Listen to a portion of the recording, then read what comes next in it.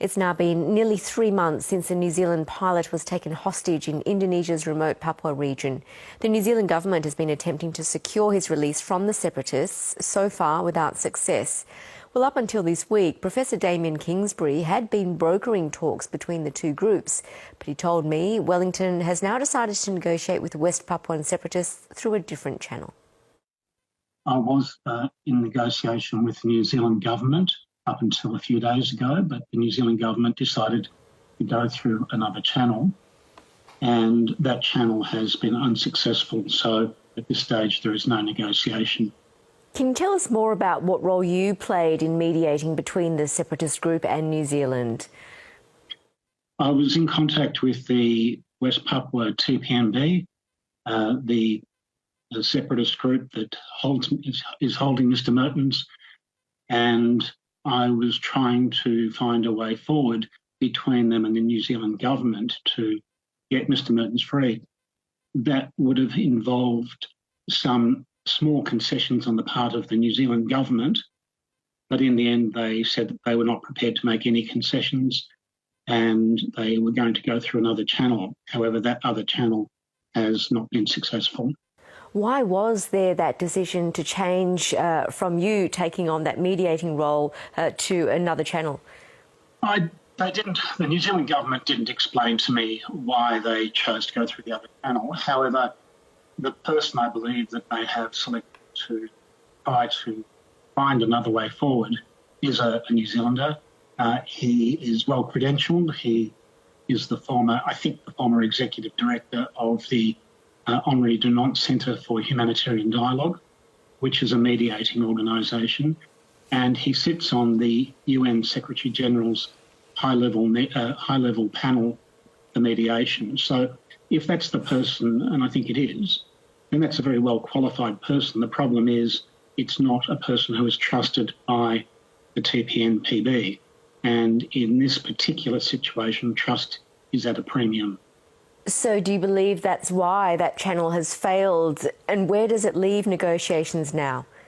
The reason why it failed essentially is because there was a meeting between this person and a representative of the TPNPB in which the TPNPB was told that there would be no negotiation, and this person reported back to the New Zealand government that the TPNPB had accepted that proposition.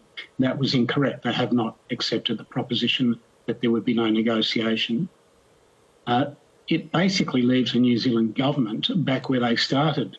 They've got a New Zealand national being held hostage by the TPNPB in the highlands of West Papua, and they have no channel now of communication. Yesterday, the TPNPB released a statement saying that they would not be releasing any further proof of life videos, and that they would not be negotiating through what they consider to be illegitimate channels. And I understand you're still in contact with the group, and even though you're not in that official negotiating role, you are still trying to secure Mr. Mertens' release. How so? I'm still in very regular contact with the group, and I am still trying to find a way to have Mr. Mertens released. The TPNPB group that is holding him, however, have said that they will keep him indefinitely, and I believe that they will do that. So the real question now is how they can secure his safety within a context of escalating violence. The Indonesian military has been launching a number of search and rescue missions to find Philip Mertens. They have not been successful. There's been at least 2 clashes that I'm aware of. A number of Indonesian soldiers have been killed. The local community has suffered very badly. There's thousands now of internally displaced persons in that area. People have been forced from their homes. And there's been a report that we haven't been able to verify, but which sounds fairly legitimate, that the Indonesian military is now using aircraft to drop explosives on what they think might be TPNPB positions. Now, all of this means that the situation that Mr. Mertens in has become very much more dangerous than it was even a few weeks ago. Is Indonesia involved in any of the negotiations? No, Indonesia has refused to engage in negotiations. they have chosen a military option trying to resolve this issue. So as you say, it appears that the situation is getting more risky for Mr Mertens. How do you think attempts to secure his release can move forward from here? Well, the dangers that Mr Mertens faces are, first of all, of course, being out in the jungle, not having access to medical support. Now, he says it's quite healthy and that's fantastic, but clearly being out of medical reach in an environment in which disease and injury is prevalent, I think is risky in itself. Of course, the Indonesian military is engaging in a high-level military campaign now, and if and when they find the TPNPB group that has Mr Mertens, there will almost certainly be a violent conflict. Mr Mertens could well end up being a victim of that, as indeed hostages were in 1996 when a similar situation arose. If Mr Mertens is harmed, the Indonesian military will undoubtedly say that it was the TPNPB's fault.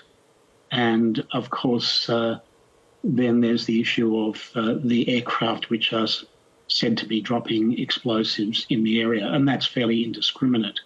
So if those explosives are indeed being dropped, as Mr Mertens has said they are, then he could well be a victim of those. So he's in a very difficult situation now. And of course, if there's no negotiation, then it's going to be very difficult to have him released. Clearly, the TPNPB has claims that they want to see recognised, and New Zealand can go some way towards recognising some of those claims, and that might result in Mr Mertens being released. But at this stage, the New Zealand government saying that they will not negotiate, they will not make any concessions, and that leaves the situation at a stalemate.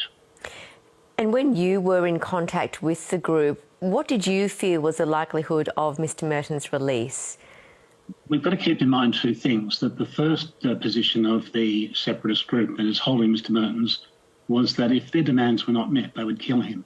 Now, we moved away from that very early on in the process, so that was a significant concession on their part, a welcome one, of course.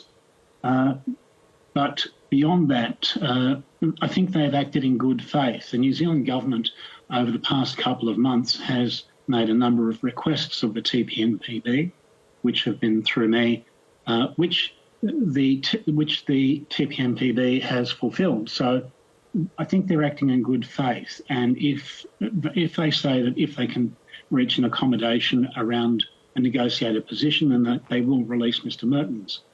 I believe that they will release Mr Mertens if they have at least some of their demands met.